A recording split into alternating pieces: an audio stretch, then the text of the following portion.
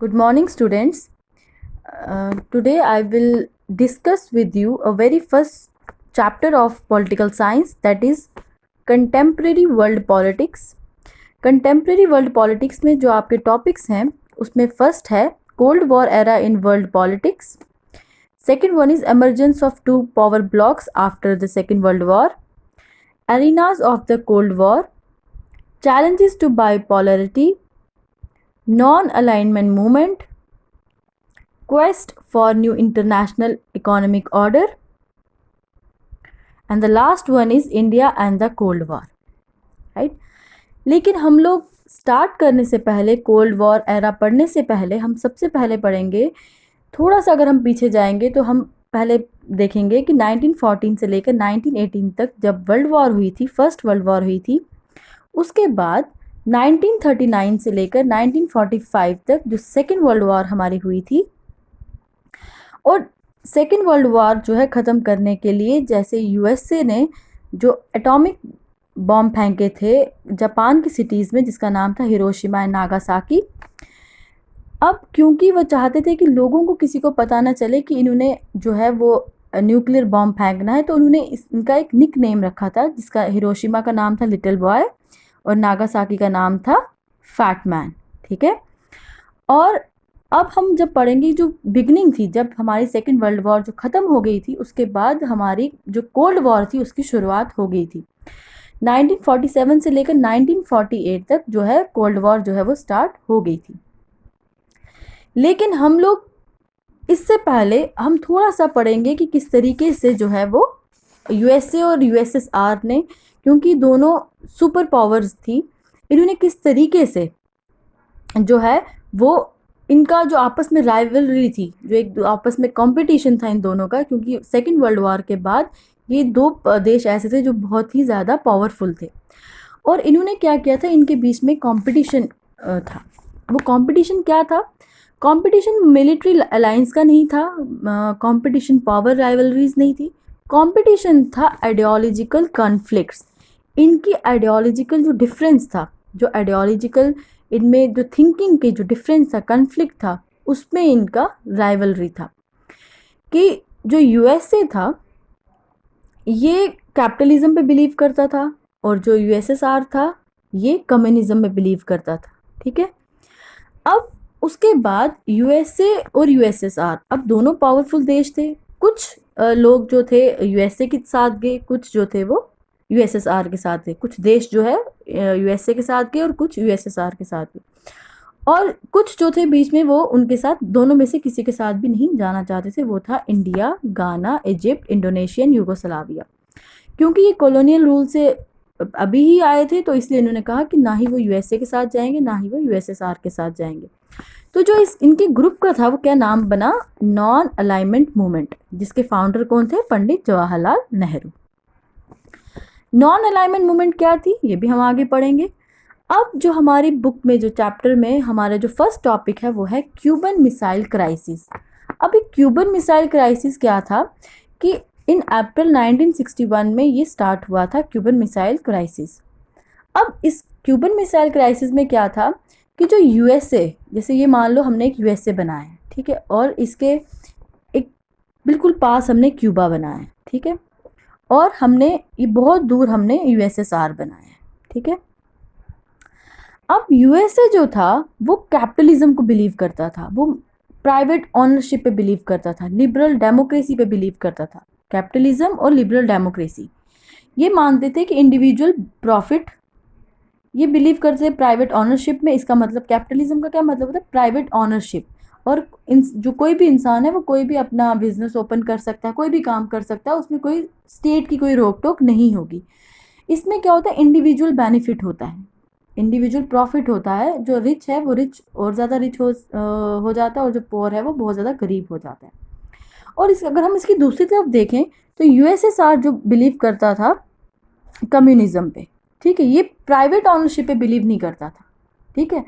और ये क्या कहता था कि no private ownership, controlled economy, मतलब इसमें जो कंट्रोल्ड इकोनॉमी थी वो कंट्रोल रहती थी, स्टेट का कंट्रोल ज़्यादा रहता था, प्राइवेट पर्सन को जो इंडिविजुअल बेनिफिट जो इसमें था वो प्रॉफिट नहीं होता था, और जो भी कोई काम होता था, जैसे जितने लोगों ने, वर्कर्स ने, लेबर्स ने काम किया होता है, उसके बाद जिसने जिस हिसाब से काम किया होता है उस हिसाब से स्टेट उसको फिर जो है प्रॉफिट देती थी। अब इन दोनों में जो था वो आइडियोलॉजिकल डिफरेंस था, मतलब इन कैपिटलिज्म की सोच अलग थी, यूएसए की सोच अलग थी और यूएसएसआर की अलग थी। और उसके बाद जो इसके साथ एक क्यूबा था, एक छोटा सा जो बिल्कुल पास मैंने बताया, यूएसए के पास जो क्यूबा था ये भी एक कम्युनिस्ट नेशन था। क्या था? कम्युनिस्ट नेशन था। अब इन दोनों में से खतरा किसको था? क्योंकि यूएसएसआर और कम्युनिस्ट को बिलीव करता था, क्यूबा भी कम्युनिस्ट था, और यूएसएसआर से कैपिटलिज्म को बिलीव करता था। तो अब यूएसएसआर को ऐसा लगता था कि यूएसए जो है वो क्यूबा पे हमला कर देगा क्योंकि ये कम्युनिस्ट नेशन है। तो यूएसएसआर में इसने क्या किया, इन्होंने क्यूबा के यहाँ पे जो है वो न्यूक्लियर बॉम्ब जो है वो मिसाइल वो यहाँ पे लगा दी। ठीक है, न्यूक्लियर मिसाइल रख दी यहाँ पे, और अपना एक यूएसएसआर ने एक मिलिट्री बेस बना दिया यहाँ पे, कि उसको कहा कि भाई तू घबराने की कोई बात नहीं, मैं तुम्हारे साथ हूँ। अब यूएसए को ये बात पता नहीं थी, और ना ही यूएसएसआर ने परमिशन ली थी यूएसए से कि मैं यहाँ पे मिसाइल रखूँ, न्यूक्लियर बॉम्ब जो है वो रख सकता हूँ या नहीं, क्योंकि उसे पता था यूएसए उसे परमिशन नहीं देगा।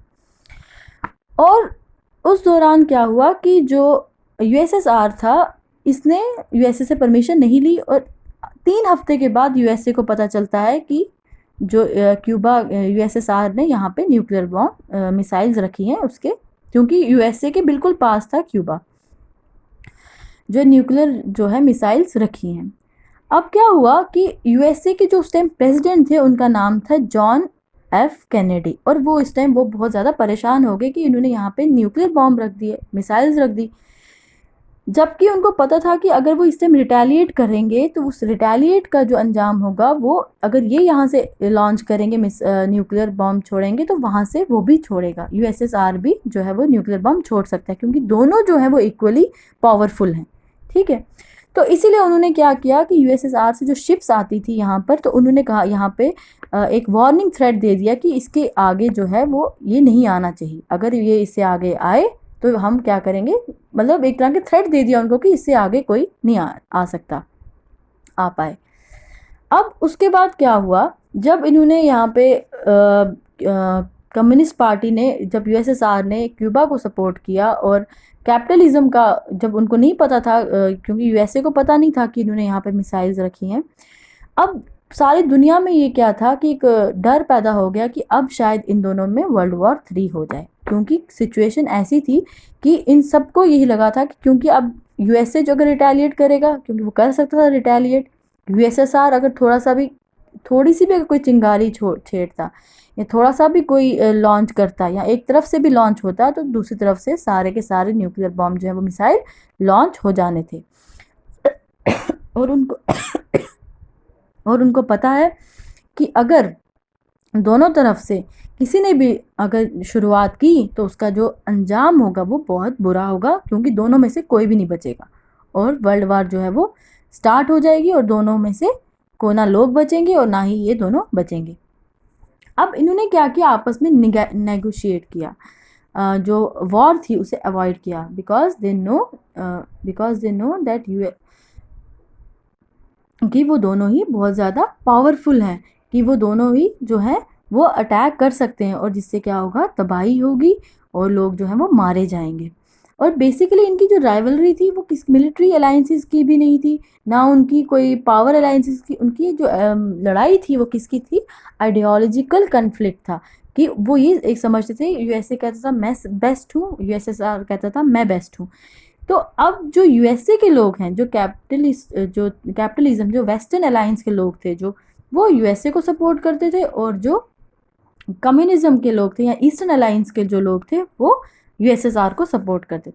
इस तरीके से जो ये है, इनकी जो लड़ाई है वो नहीं हुई थी, जो वॉर है वो अवॉइड की गई, और जो लड़ाई जो है वो नहीं हुई गई, और जिसकी वजह से जो है ये जो है नेगोशिएट हो गया था। और फिर उसके बाद जो ये जो आइडियोलॉजी थी सोशलिज्म की और कम्युनिज्म की, वो